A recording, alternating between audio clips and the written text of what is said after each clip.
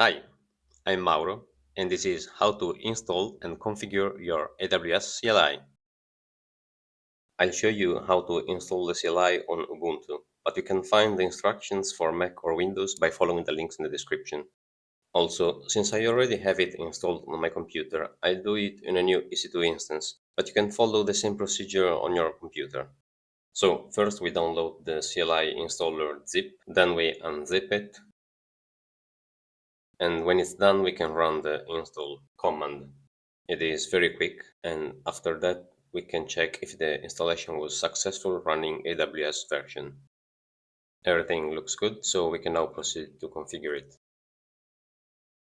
What are we going to do is to tell the CLI which credentials to use, but first we need to create those credentials.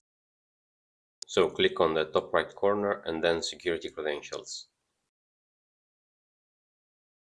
Scroll a bit down and then click create access key.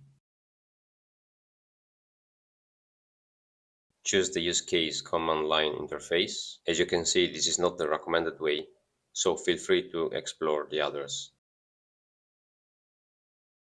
Give a description to the key and click create access key. From here we can download them as CSV file, or we can copy them directly from the console. Now we can use those credentials to configure our CLI. I'll go back to my computer and run the AWS configure command.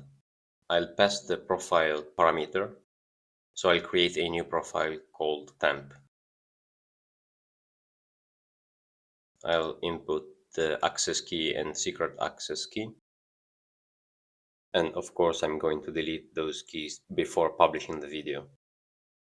Then I'll set also the default region and the output format. You can choose YAML or JSON. We can test if everything is configured correctly running AWS IAM list users. It failed because I didn't specify the profile to use. We can do it in two ways. First one is always specify the parameter when calling those commands, like what I'm doing now.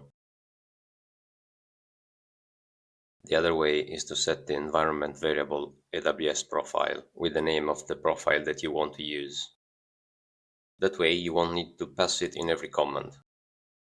You have now full control of your AWS account. Check the description for more details and some useful links. And that's it for this video. See you in the next one. Ciao!